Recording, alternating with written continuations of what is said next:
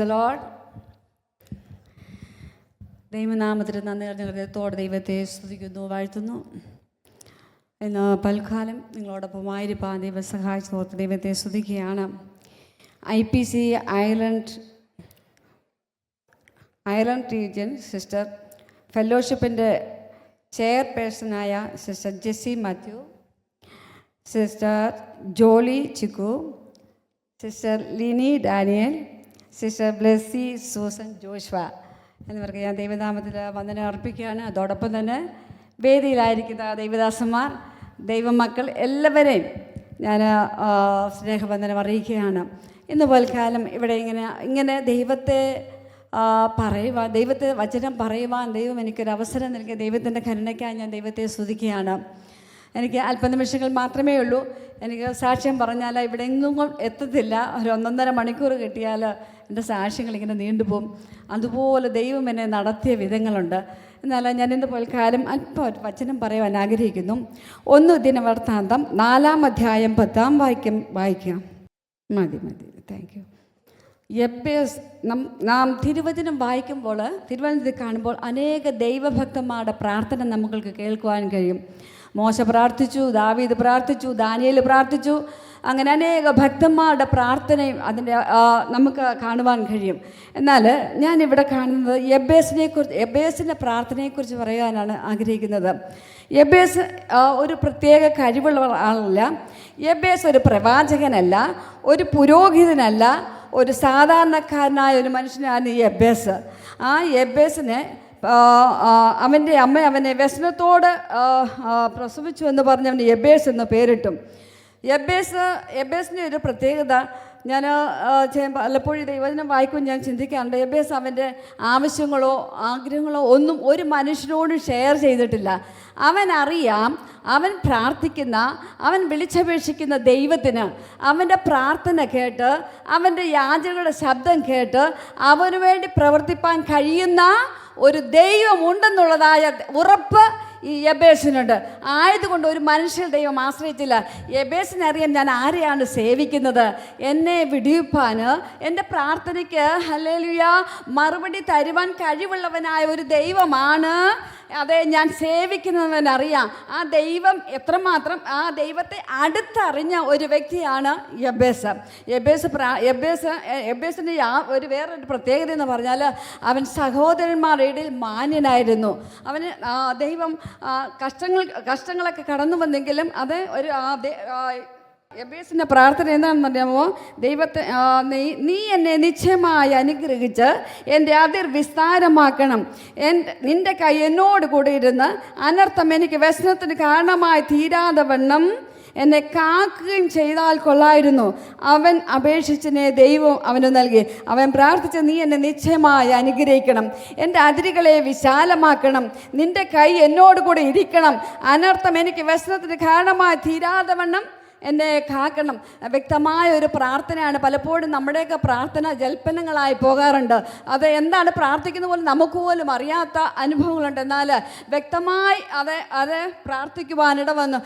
നീ എന്നെ നിശ്ചയമായിട്ടൊന്ന് അനുഗ്രഹിക്കണമേ ദൈവമേ, അല്ലെങ്കിൽ നിൻ്റെ കരം എന്നോട് കൂടെ ഇരിക്കണമേ, അനർത്ഥം എനിക്ക് വ്യസനത്തിന് കാരണമായി തീരുവാൻ ഇടവരാതെ വണ്ണം എന്നെ പരിപാലിക്കണമെന്ന് യബ്ബേസ് പ്രാർത്ഥിപ്പാനിട വന്നു.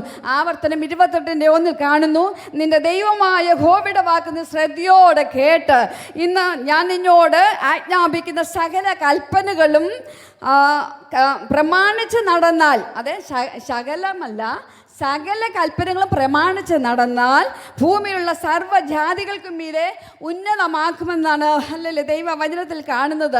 നാം എന്ത് ചെയ്യണം? പ്രാർത്ഥിക്കുന്നതിന് മുമ്പായിട്ട് നമ്മുടെ ദൈവത്തിൻ്റെ വാക്ക് നമ്മൾ അനുസരിക്കണം, ദൈവത്തിൻ്റെ കൽപ്പനകൾ നമ്മൾ അനുസരിക്കണം.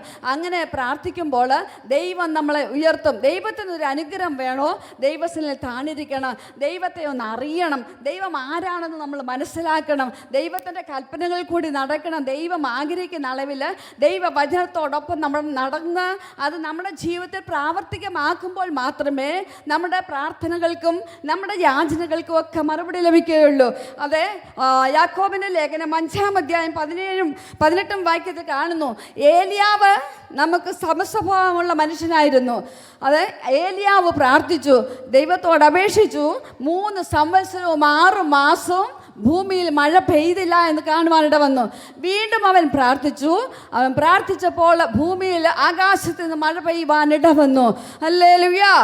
അതെ, നമ്മളെപ്പോലെ സമസ്വഭാവമുള്ളൊരു മനുഷ്യനായിരുന്നു ഏലിയാവ് ശക്തമായി പ്രാർത്ഥിച്ചപ്പോൾ, വിശ്വാസത്തോടെ പ്രാർത്ഥിച്ചപ്പോൾ ഏലിയാവിൻ്റെ വാക്കിന് മുമ്പിൽ പ്രകൃതി അതേ അനുസരിച്ചുവെങ്കിൽ ഇന്ന് പൽക്കാലം ദൈവമക്കളെ നാം പ്രാർത്ഥിക്കുമ്പോൾ, നമ്മൾ വിശ്വാസത്തോടെ പ്രാർത്ഥിക്കുമ്പോൾ ദൈവത്തിൻ്റെ പ്രവൃത്തി നമ്മുടെ ജീവിതത്തിൽ വെളിപ്പെടും.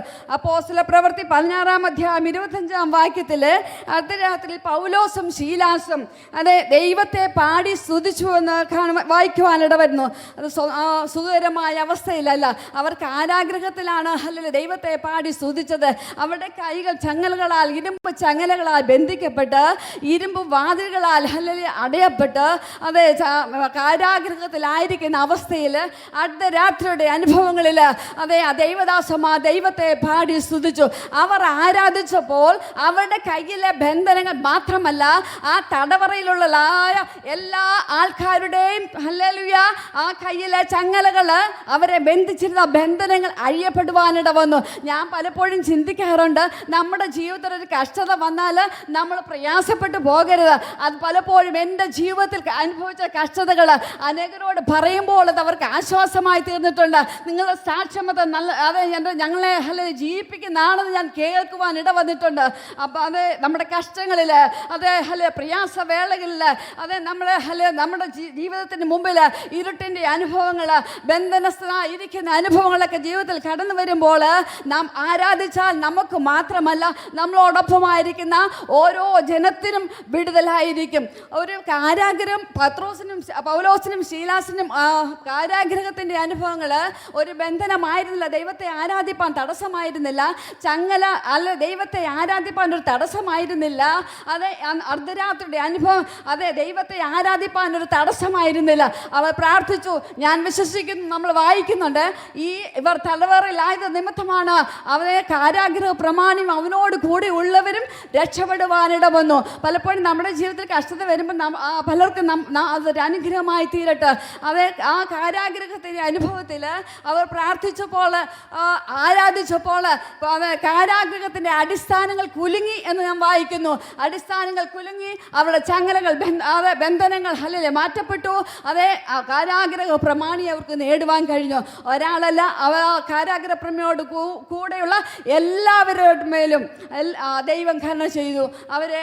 അവർക്ക് സന്തോഷിപ്പാൻ, സ്നാനപ്പെടുവാൻ, മാനസാന്തരപ്പെടുവാനൊക്കെ ദൈവം കൃപ ചെയ്തു. അത് നമ്മൾ വായിക്കുന്നുണ്ട്. തീച്ചുകളുടെ നടുവിൽ 3 ബാലന്മാർ ദൈവത്തെ ആരാധിച്ചു. 4ാമനായി ഇറങ്ങി വന്ന് ദൈവം പ്രവർത്തിച്ചു. ഹല്ലേലൂയ. 400-ൽ പരം ബാലിന്റെ ശക്തിയുടെ മുമ്പാകെ ഏലിയാ ഒറ്റയ്ക്ക് നിന്ന് പ്രാർത്ഥിച്ചു. അവൻ അതേ ബാലിന്റെ ശക്തിയുടെ മുമ്പിൽ ജീവിക്കുന്ന ദൈവം ആരാണെന്ന് വെളിപ്പെടുവാനിട വന്നു. നാം ഒറ്റയ്ക്കായിരിക്കുന്ന അവസരങ്ങളുണ്ട്, ഒറ്റയ്ക്ക് ശത്രുവിനോട് നമ്മൾ എതിർത്ത് നിൽക്കേണ്ട അവസരങ്ങളുണ്ട്. അവിടെയൊക്കെ ദൈവത്തിൻ്റെ പ്രവൃത്തി നമുക്ക് വെളിപ്പെടും.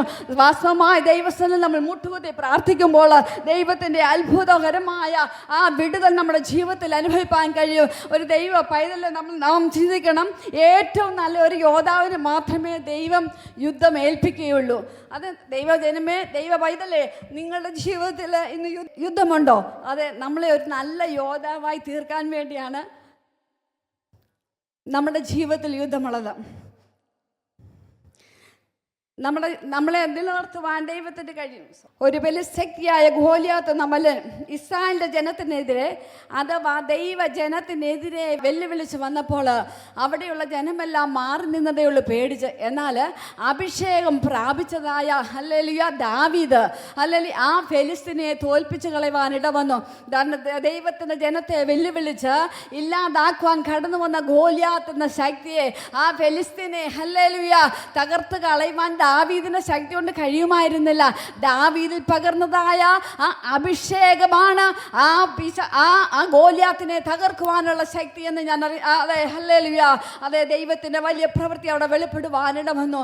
അതെ, ദാവീദ് ഒറ്റയ്ക്കാണ് ഹല്ലേലൂയ ആ ഗോലിയാത്തിനെ എതിരിട്ടത്. അവന്റെ മേൽ ദാവീദിനോട് നേരിട്ട് വന്നതായ ഗോലിയാത്ത് എന്ന ശക്തി, ഫെലിസ്തീൻ എന്ന ശക്തി മുഖാന്തരം ദാവീദ് എന്ന രാജാവ് ഉണ്ടാകുവാനിട വന്നു. Hallelujah hallelujah. സ്തോത്രം സ്തോത്രം. അവര് ആ പേടിച്ചാലും നമ്മുടെ ജീവിതത്തിൽ കടന്നു വരുന്ന പ്രതികൂലങ്ങൾ കണ്ട് നമ്മൾ മാറി നിൽക്കേണ്ട. അതെ, ഞാൻ ഒറ്റയ്ക്കാണല്ലോ, ഞാൻ എങ്ങനെയാണ് ഇതൊക്കെ നേരിടേണ്ടത്? നമ്മുടെ ജീവിതത്തിൽ 4 സൈഡ് നമുക്ക് അടയപ്പെടും. എരിഹോ മതിൽ പോലെ നമ്മുടെ ജീവിതത്തിൽ നമ്മുടെ അനുഗ്രഹത്തിന് തടസ്സമായി, ആത്മീക ജീവിതത്തിന് തടസ്സമായി ഹല്ലേലൂയ ഹല്ലേലൂയ ശത്രു നമ്മുടെ വഴികളെ അടയ്ക്കുമ്പോൾ അതേ കണ്ട് പതറിപ്പോകുന്നവരായിട്ടല്ല ഹല്ലേലൂയ ജീവിക്കുന്ന ദൈവം എനിക്കായി പ്രവർത്തിക്കും. ഹല്ലേലൂയ, എൻ്റെ ദൈവത്താൽ അസാധ്യമായിട്ടൊന്നുമില്ല എന്ന് വിശ്വസിച്ച ദൈവസന്നിധിയിൽ താനിരിക്കുന്ന ഹല്ലേലൂയ ദൈവ മക്കൾക്ക് വേണ്ടി ഹല്ലേലൂയ നമ്മൾ എവിടെയായിരിക്കുന്നു അവിടെ ഇറങ്ങി പ്രവർത്തിപ്പാൻ നമ്മുടെ ദൈവം ശക്തനാണ്. Hallelujah hallelujah. സ്തോത്രം സ്തോത്രം സ്തോത്രം. ദൈവത്തിന്റെ പ്രവൃത്തി ഇന്നും തീർന്നു പോയിട്ടില്ല. ദൈവത്തിന്റെ ശക്തി ഇന്നും തീർന്നു പോയിട്ടില്ല. നാം ആരും ഭാരപ്പെടരുത്, നമ്മുടെ പ്രാർത്ഥന കുറയരുത്. അതെ, ഞാൻ നിങ്ങളോട് പറയട്ടെ ഹല്ലേലൂയ, നമ്മൾ ഒരു വിശ്വാസത്തിൽ വന്നു പോകുന്ന കാരണത്താൽ, സ്നാനപ്പെട്ടു വന്ന കാരണത്താൽ ഹല്ലേലൂയ നമ്മൾ ക്രിസ്ത്യാനികളായി തീർന്ന ഇനി ഒരു പ്രതികൂലമില്ല എന്ന് നമ്മൾ ചിന്തിക്കരുത്. ഒരു യഥാർത്ഥ ദൈവഭക്തന്, ഒരു ദൈവ പൈതലിന് എന്നും പ്രതികൂലങ്ങളുണ്ട്, എന്നും പ്രശ്നങ്ങളുണ്ട്. ജീവിക്കുന്ന ദൈവ മക്കൾക്ക് മാത്രമേ പ്രശ്നമുള്ളൂ. ഒരു വഴിവഴിപ്പിൽ നിൽക്കുന്ന ആർക്കും പ്രശ്നങ്ങളില്ല. നമ്മളൊക്കെ ചിന്തിക്കും എന്താണ് ഇത്രയും പ്രാർത്ഥിക്കുന്നതുകൊണ്ട് ഇത്രയും പ്രശ്നങ്ങളെന്ന്. അതെ, വാസ്തവമായി നമ്മളൊരു നല്ല പടയാളിയായി, നല്ല യോദ്ധാവായി ദൈവം കണ്ടതുകൊണ്ടാണ് നമുക്ക് ഈ പ്രശ്നങ്ങളൊക്കെ കടന്നു വരുന്നത്. ആ പ്രശ്നത്തിന്മേൽ നമ്മൾ ജയോത്സവം കൊണ്ടാടുന്നവരായി തീരണം. Hallelujah hallelujah hallelujah. ദൈവത്തിന്റെ പ്രവൃത്തി വെളിപ്പെടുവാൻ ഹല്ലേലൂയ ഞങ്ങളുടെ കരങ്ങൾ ദൈവത്തിന്റെ കരങ്ങൾ ഏൽപ്പിക്കുകയാണ്. നമ്മുടെയൊക്കെ ജീവിതത്തിൽ രോഗമായിട്ട് അല്ലെങ്കിൽ നിരാശയായിട്ട് പലപ്പോഴും ശത്രു കടത്തിവിടുന്ന ഒരു ആയുധമാണ് നിരാശ. എന്തെങ്കിലും വന്നു, എന്തെങ്കിലും കണ്ട് വിശേഷാൽ ഇപ്പോഴുള്ള തലമുറയുടെ നടുവിൽ നിരാശ എന്ന ആയുധം ശത്രു അഴിച്ചുവിടാറുണ്ട്. ദൈവജനമേ, സഹോദരിമാരെ, അമ്മമാരെ, ഞാൻ പറയട്ടെ, നിങ്ങളുടെ കുഞ്ഞുങ്ങളെ നിങ്ങൾ ഓർത്ത് പ്രാർത്ഥിക്കണം. ഓരോ ദിവസവും ദൈവകരങ്ങൾ വെച്ച് പ്രാർത്ഥിക്കണം. നിരാശ എന്ന ആയുധം അവരെ വിഴുങ്ങുവാൻ ഇടവരരുത്. ശത്രുവിൻ്റെ തന്ത്രത്തിന് ഏൽപ്പിച്ചു കൊടുക്കരുത്. ഓരോ ദിവസവും കരങ്ങളിലെടുത്ത് പ്രാർത്ഥിക്കണം. കർത്താവേ, നിന്റെ ഹിതത്തിനായി എൻ്റെ കുഞ്ഞുങ്ങളെ ഏൽപ്പിക്കുന്നു. ദൈവത്തിൻ്റെ ഇഷ്ടം ഞങ്ങളുടെ ജീവിതത്തിൽ നിറവേറപ്പെടണമേ. ഒരു ഡോക്ടർ ആക്കുന്നതല്ല, ഒരു എഞ്ചിനീയർ ആക്കുന്നതല്ല. ഹല്ലേലൂയ. അതൊക്കെ അവരാകട്ടെ, അതൊക്കെ ദൈവം ആക്കിയാൽ അങ്ങനെ തന്നെ കടന്നു പോട്ടെ. ദൈവം അവരെ ഉയർത്തും. നന്മയും കരുണയും നിന്റെ ആയുഷ്കാലമൊക്കെ ദൈവം പിന്തുടരുമെന്ന്. ഹല്ലേലൂയ. അതേ, ദൈവവചനത്തിൽ കാണുന്ന പോലെ നമ്മുടെ കുഞ്ഞുങ്ങളെ ദൈവകൃപയിൽ വളർത്തുകയും ദൈവാത്മാവിനാൽ നയിക്കപ്പെടുകയും ചെയ്യേണ്ടത് നമ്മൾ പ്രാർത്ഥിക്കണം. അവർ അങ്ങനെയുള്ള കുഞ്ഞുങ്ങളെ ഒരു കാരണവശാലും ഒരു പ്രതികൂലങ്ങളും വിഴുങ്ങിയില്ല. ഒരു ശത്രുവിൻ്റെ തന്ത്രങ്ങളും അവരുടെ മേൽ കടന്നു വരികയില്ല. ഹല്ലേലൂയ. ഒരു കൂട്ടുകെട്ടും അവരെ തകർത്ത് കളയത്തില്ല. അത് നാം ചെറിയ ബാല്യപ്രായം മുതൽ ഹല്ലേലൂയ നമ്മുടെ കുഞ്ഞുങ്ങളെ ദൈവകൃപയിൽ നിർത്തണം. അത് പ്രാർത്ഥനയോടും ഉപവാസത്തോടും ഓരോ നിമിഷവും കുഞ്ഞുങ്ങളെ ദൈവകൃപയിൽ വളർത്തുവാൻ നമ്മുടെ ലക്ഷ്യം നമ്മുടെ കുഞ്ഞുങ്ങളൊക്കെ നിത്യതയിലേക്കാണ്. ഇവിടെ കുറച്ച് കഴിച്ചു, ഇവിടെ കുറച്ച് കുടിച്ചു, ഇവിടെ കുറച്ച് ജീവിച്ചു. ഹല്ലേലൂയ. വിശാലമായി ജീവിക്കുന്നതൊന്നുമല്ല ക്രിസ്തീയ ജീവിതം. നമ്മൾ ഓരോരുത്തരും ദൈവം നൽകുന്ന ആയുസ്സ്, ദൈവം നൽകുന്ന ആരോഗ്യം കർത്താവിൻ്റെ നാമത്തിന് വേണ്ടി പ്രയോജനപ്പെടണം. പ്രാർത്ഥനാ വീരന്മാർ ഇതിൽ നിന്നും എഴുന്നേൽക്കപ്പെടട്ടെ. വെളിപ്പാടുള്ളവർ എഴുന്നേൽക്കപ്പെടട്ടെ. ഹല്ലേലൂയ. കഷ്ടതയുടെ നടുവിൽ ഹല്ലേലൂയ വിടുതലോടെ ഹല്ലേലൂയ ദൈവത്തെ ആരാധിക്കുന്ന ഒരു കൂട്ടം ജനങ്ങളും എഴുന്നേൽക്കപ്പെടട്ടെ. Hallelujah hallelujah. സ്തോത്രം കർത്താവേ. ഹല്ലേലൂയ. ദൈവമേ, ഹല്ലേലൂയ. ജനത്തെ ദൈവം വഴി നടത്തണമേ, ദൈവം ശക്തീകരിക്കണമേ എന്ന് പ്രാർത്ഥിക്കുകയാണ്. ഹല്ലേലൂയ. റിഖാമലബ ഉഡമലവ ശംദന റിബൽ ഖഡഗദഗജ തീചൂള. ഹല്ലേലൂയ. നമ്മുടെ ആരാധന ഒരു ദൈവത്തെ ആരാധിക്കുന്ന തടസ്സമല്ല. എന്നാൽ ഇപ്പോൾ ഞാൻ പലപ്പോഴും പലരെയും കാണാറുണ്ട്. ദൈവം എല്ലാ നന്മകളും കൊടുത്തു കഴിയുമ്പോൾ കുഞ്ഞുങ്ങളുമായി ആലയത്തിൽ കടന്നു വരുവാൻ മടിയാണ്. കുഞ്ഞുങ്ങളെ ദൈവകൃപയെ നിർത്താൻ മടിയാണ്. ഒരു ആരാധനയ്ക്ക് കടന്നു പോകുവാൻ മടിയാണ്. ദൈവമേ, ഹല്ലേലൂയ. നിങ്ങളൊക്കെ ചിന്തിക്കണം. പിന്നോട്ടുള്ള കാര്യങ്ങൾ, പ്രശ്നങ്ങൾ വരുമ്പോൾ മാത്രമല്ല നാം ദൈവത്തെ ആരാധിക്കേണ്ടത്. പ്രശ്നങ്ങൾ കടന്നു വരുന്നതിന് മുമ്പേ ഈ ദിവസങ്ങൾ ദൈവത്തെ ആരാധിച്ചു തുടങ്ങണം. ദൈവത്തെ ഹല്ലേലൂയ പ്രാർത്ഥിക്കണം. ദൈവകൃപ പ്രാപിക്കണം. വെളിപ്പാടുകൾ പ്രാപിക്കണം. ഹല്ലേലൂയ. റിഖാമനബ സന്തന റിവൽഖഡഗ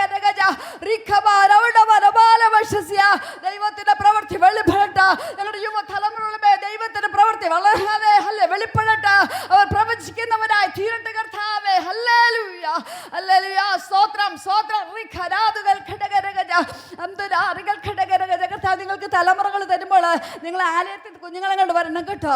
ഒരിക്കലും മടി കാണിക്കരുത്. ഹല്ലേലൂയ. നമുക്ക് നന്മ തരുമ്പോൾ നമ്മൾ ഒരിക്കലും ആലയത്തിൽ കടന്നു വരാൻ നിങ്ങൾ മടി കാണിക്കരുത്. എന്നോട് പരിശുദ്ധാത്മാവ് പറയുന്നു. ഹല്ലേലൂയ.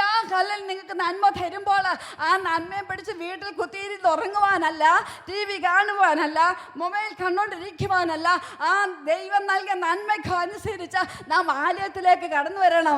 ദൈവത്തിൻ്റെ പ്രവൃത്തിയോടെ വെളിപ്പെടണം. നമ്മളെ ദൈവം ഈ ദേശത്ത് നിങ്ങളെ ഓരോരുത്തരെയും ആക്കിയിരിക്കുന്നത് ദൈവത്തിൻ്റെ പ്രവൃത്തിക്കായിട്ടാണ്. അത് നമ്മളിവിടെ തിന്നും കഴിച്ചും കുടിച്ചും ഇരിക്കുവാനല്ല, ഈ ദേശത്തിൻ്റെ ഉണർവിനായിട്ട്. അനേക ആത്മാക്കൾ വിടുവിക്കപ്പെടണം. നാം ഒരു ദൈവ പൈതലാണോ? അതെ, ഹല്ലേലൂയ. പ്രതികൂലം വരുമ്പോൾ അല്ല, അത് നന്മ വരുമ്പോൾ മാത്രമല്ല ദൈവത്തെ ആരാധിക്കേണ്ടത്. ഏത് പ്രതികൂലങ്ങളുടെ നടുവിലും പ്രശ്നങ്ങളുടെ നടുവിലും തീച്ചുള പോലെ ഹല്ലേലൂയ കടന്നു വന്നാലും, ഹല്ലേലൂയ ഗോലിയാത്തിനെ പോലെ ഹല്ലേലൂയ വെല്ലുവിളിച്ച് വരുന്ന ശക്തികൾ നിങ്ങളുടെ ജീവിതത്തിൽ കടന്നു വന്നാലും അതിനെ എതിർക്കുവാൻ കഴിയണമെങ്കിൽ, അതിനെ ഹല്ലേലൂയ ചെറുത്തു നിൽപ്പാൻ കഴിയണമെങ്കിൽ പരിശുദ്ധാത്മാവിൻ്റെ ശക്തി വളരെ ആവശ്യമാണ്. ഈ ദിവസങ്ങൾ പരിശുദ്ധാത്മാവിൻ്റെ പകർച്ച കുറഞ്ഞുകൊണ്ടിരിക്കുന്ന ഒരു കാലയളവാണ്. ഹല്ലേലൂയ. ദൈവത്തിൻ്റെ വചനത്തിൻ്റെ ഹല്ലേലൂയ ആ മാഹാത്മ്യം കുറഞ്ഞുകൊണ്ടിരിക്കുന്ന കാലയളവാണ്.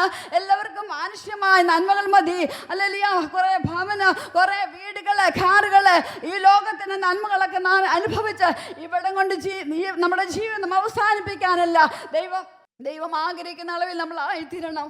ഹല്ലേലൂയ. ഹല്ലേലൂയ.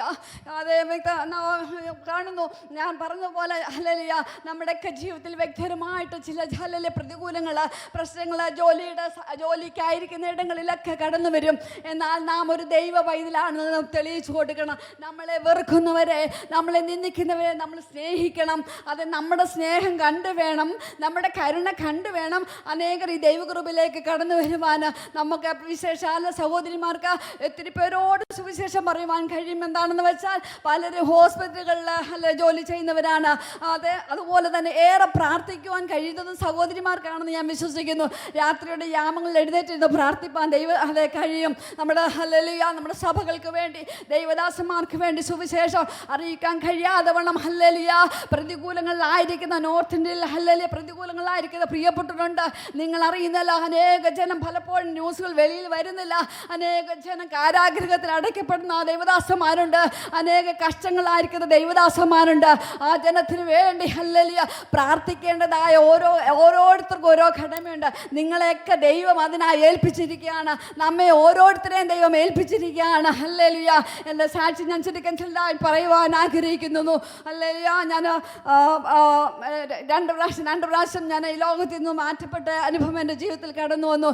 98 അത് എൻ്റെ മോളുടെ ഹല്ലേലൂയ ഡെലിവറിയുള്ള ബന്ധത്തിൽ അത് ഞാൻ വളരെ ബ്ലീഡിങ് ആയി ഈ ലോകത്തിൽ നിന്ന് മാറ്റപ്പെട്ടു എന്ന് ഹല്ലേലൂയ അറിയുവാൻ അങ്ങനെ എന്നെ ലോകം എല്ലാവരും പറഞ്ഞുള്ളൂ മരിച്ചു പോയെന്ന് പറഞ്ഞെന്നാൽ അവിടെ നിന്ന് ദൈവം എന്നെ ഉയർത്തി വീണ്ടും ഹല്ലേലൂയ 2016 ഞാൻ ഈ ലോകത്തിൽ നിന്ന് മാറ്റപ്പെടുവാനിട ഒരു അസുഖമാണ്. എല്ലാ അസുഖങ്ങളും എൻ്റെ ജീവിതത്തിൽ കടന്നു വന്നു. ഹോസ്പിറ്റലിൽ അഡ്മിറ്റായി, വെന്റിലേറ്ററിലായി. അതേ വൈദ്യശാസ്ത്രം എന്നെ കൈവിട്ടു, ഇനിയും ജീവിക്കത്തില്ല എന്ന് എല്ലാവരും പറഞ്ഞു. അത് എന്നെ ശുശ്രൂഷിച്ചത് ആ ഒരു സിസ്റ്റർ പറഞ്ഞ അറിവനുസരിച്ച് എൻ്റെ ജീവൻ എന്നിൽ നിന്നും പോയി. എൻ്റെ കൈകാലുകളുടെ ചലനങ്ങളെല്ലാം നിന്നു. ഞാൻ മരിച്ചു. ഡോക്ടേഴ്സ് പറഞ്ഞു ഇനി അവരുടേതായ ആൾക്കാരെ എല്ലാം അറിയിച്ചോ എന്ന് പറഞ്ഞു. ഡോക്ടേഴ്സ് എല്ലാം കൈയൊഴിഞ്ഞു പോയി. ആ സിസ്റ്റർ എന്നെ ഇങ്ങനെ നോക്കിക്കൊണ്ടിരുന്നപ്പോൾ, കുറേ നേരം ഇങ്ങനെ നോക്കിക്കൊണ്ടിരുന്നപ്പോൾ അതിശക്തമായൊരു ഹല്ലേലൂയ എൻ്റെ ശരീരത്തെ ഇങ്ങനെ എൻ്റെ ബോഡി ഇങ്ങനെ പൊങ്ങുന്നത് കാണുവാനിട വന്നു. 2 പ്രാവശ്യമായി മൂന്നാമത്തെ പ്രാവശ്യം എൻ്റെ ബോഡി ഇങ്ങനെ പൊങ്ങി. ശരീരത്ത് ഒരു ചെറിയൊരു അനക്കം പോലെ തോന്നി. പെട്ടെന്ന് അവൾ ഡോക്ടേഴ്സിനെയൊക്കെ വിളിച്ചു നോക്കിയപ്പോൾ അത് എൻ്റെ പൾസേറ്റ് ഇങ്ങനെ 2, 4, 6, 8 എന്ന് പറഞ്ഞിട്ട് ഇങ്ങനെ ചെറുതായിട്ട് അടിക്കാൻ തുടങ്ങി. അതേ ഹല്ലേലൂയ എൻ്റെ ജീവിതത്തിൽ ഹല്ലേലൂയ എനിക്ക് അറിയാം ഈ ലോകത്തിൽ ഹല്ലേലൂയ നമ്മൾ എന്ത് കഷ്ടതകൾ വന്നോട്ടെ, പ്രയാസങ്ങൾ വന്നോട്ടെ, ഞാൻ സ്വർഗത്തിൽ കാണുവാനിട വന്നു. ഞാൻ കണ്ട ദർശനമല്ല എന്നെ ഒരു മനുഷ്യന് ഒരു വളരെ അജാനുബാഹുവായ വളരെ സൗന്ദര്യവാനായ പ്രായമായ ഒരാൾ ഞാൻ ഇത്രയും ചെറുതാണെങ്കിലും എൻ്റെ തോളത്തിങ്ങനെ പിടിച്ചുകൊണ്ട് എന്നെ പോകുന്നതാണ്. സ്വർഗത്തിൻ്റെതായ യാത്ര ഞാൻ കണ്ടു. എത്ര ദിവസം ഹോസ്പിറ്റലിൽ കിടന്നെന്ന് എനിക്കറിയത്തില്ല, എത്ര ദിവസം വെന്റിലേറ്ററിൽ കിടന്നെന്ന് അറിയത്തില്ല. എന്നാൽ അല്ലെങ്കിൽ അനേകരുടെ പ്രാർത്ഥന ഹല്ലേലൂയ വീണ്ടും എന്നെ തിരിച്ചു വരുത്തി. മരിച്ചിരുന്ന എനിക്ക് ദൈവം ഹല്ലേലൂയ പുതുജീവൻ നൽകി, പുതിയ ശക്തി എൻ്റെ ജീവിതത്തിമേ കർത്താവ് നൽകി. Hallelujah hallelujah. ദാഹിക്കുമ്പോൾ ഹല്ലേലൂയ ഹല്ലേലൂയ വെള്ളം തരുന്ന ദൈവമാണ് നമ്മുടെ ദൈവം. ഞാൻ വെന്റിലേറ്ററിൽ ഞാൻ പലപ്പോഴും സാക്ഷ്യങ്ങൾ പറയുമ്പോൾ പലപ്പോഴും ഞാൻ വിട്ടു പോകാറുണ്ട്. വെന്റിലേറ്ററിൽ നിന്ന് തിരിച്ച് വരുന്ന സമയത്ത് തിരിച്ച് എന്നെ വെന്റിലേറ്ററിൽ നിന്ന് മാറ്റിയ സമയത്ത് എന്നെ ഐസിയുവിൽ ഇങ്ങനെ കിടക്കുമ്പോൾ ശക്തമായി എനിക്ക് ദാഹം വന്നു. അത് ഞാൻ അൺകോൺഷ്യസ് ആയ സമയത്താണ് എന്നെ വെന്റിലാക്കുന്നത്. അപ്പോൾ എൻ്റെ തൊണ്ടയും എൻ്റെ എല്ലാം വല്ലാതെ പൊട്ടി. എനിക്ക് ഒരു തുള്ളി വെള്ളം പോലും, ഒരു ഡ്രോപ്സ് വെള്ളം പോലും എനിക്ക് ഇറക്കുവാൻ കഴിയാതെ വണ്ണം വല്ലാതെ ഭാരപ്പെട്ടു. ആ സമയത്ത് ഞാൻ ദൈവത്തോട് പ്രാർത്ഥിച്ചു, കർത്താവേ ഇതെന്താണ്, എനിക്കൊരു തുള്ളി വെള്ളം പോലും കുടിക്കാൻ പറ്റത്തില്ല. പക്ഷേ ഞാൻ കാണുന്നത് എൻ്റെ ലെഫ്റ്റ് സൈഡിൽ ഇങ്ങനെ 2 കുഞ്ഞുങ്ങൾ എൻ്റെ ബെഡിനോട് ചേർന്ന് ഇരിപ്പുണ്ട്. അവരുടെ കയ്യിലൊരു ബൗളുണ്ട്. ഞാൻ ദാഹിക്കുന്നു എല്ലോ ദൈവമേ എന്ന് പറയുമ്പോൾ എനിക്ക് മനസ്സിലിങ്ങനെ കാണുമ്പോൾ സംസാരിക്കാൻ കഴിയത്തില്ല.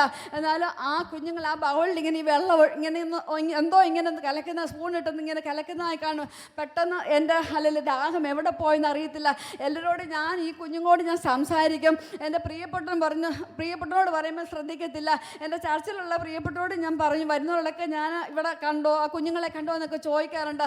ഇവരൊക്കെ വിചാരിച്ച് വെന്റിലൊക്കെ ആയിക്കഴിഞ്ഞപ്പോൾ എൻ്റെ ബുദ്ധിയെല്ലാം പോയി, എന്തോ വട്ടുപിടിച്ച ഒരു അവസ്ഥയായിരിക്കാം, ഡിപ്രഷനിലായിരിക്കാമെന്ന് വിചാരിച്ച് അവരൊന്നും അത് കാര്യമാക്കില്ല. ഞാൻ പറയട്ടെ, ഞാൻ ആ ഹോസ്പിറ്റലിൽ നിന്ന് ഡിസ്ചാർജ് ആകുന്ന അന്ന് വരെയും ആ കുഞ്ഞുങ്ങൾ എന്നോടൊപ്പം നിന്നു, എന്നെ ശുശ്രൂഷിപ്പാൻ ദൈവം സഹായിച്ചു. അതിനുശേഷം ഇന്ന് വരെ ഞാൻ അങ്ങനെ ഒരു അനുഭവം ഞാൻ കണ്ടിട്ടില്ല. ഡോക്ടേഴ്സ് എന്നെ കൈവിട്ടതാണ്. ഡോക്ടേഴ്സ് പറഞ്ഞത് ഇനി എനിക്കൊരു ജീവിതമില്ല, മുന്നോട്ട് ഒക്കത്തില്ല എന്ന് പറഞ്ഞുവെങ്കിലും അതെ അവിടെ എല്ലാം ദൈവത്തിൻ്റെ പ്രവൃത്തി വെളിപ്പെടുവാൻ ഇടവന്നു. അതേ ഫിലിപ്പിയാലെ അങ്ങനെ 4-5 വാക്യത്തിൽ കാണും, ഒന്നിനെക്കുറിച്ച് നിങ്ങൾ വിചാരപ്പെടരുത്. ഹല്ലേലൂയ. ദൈവമെല്ലാം നമുക്കായി കരുതും. യേശുവിൻ്റെ വാക്ക് കേട്ട് യാത്ര ചെയ്യുവാനാണെങ്കിൽ കാറ്റും കോളും കടലൊക്കെ നമ്മുടെ ജീവിതത്തിൽ ഹല്ലേലൂയ തിരമാലകൾ അടിക്കും. എന്നാൽ ആ തിരമാലകളെ ശാന്തമാക്കുവാൻ നമ്മുടെ ദൈവത്തിന് കഴിയും. ആ നല്ല ദൈവത്തിൻ്റെ കരത്തിൽ ഏൽപ്പിച്ചുകൊണ്ട് നമ്മുടെ ക്രിസ്തീയ ജീവിതം മുന്നോട്ടുള്ള യാത്ര അതേ ജയോത്സവമായിട്ട് നടപ്പാൻ ദൈവകരങ്ങളിൽ ഏൽപ്പിക്കുകയാണ്.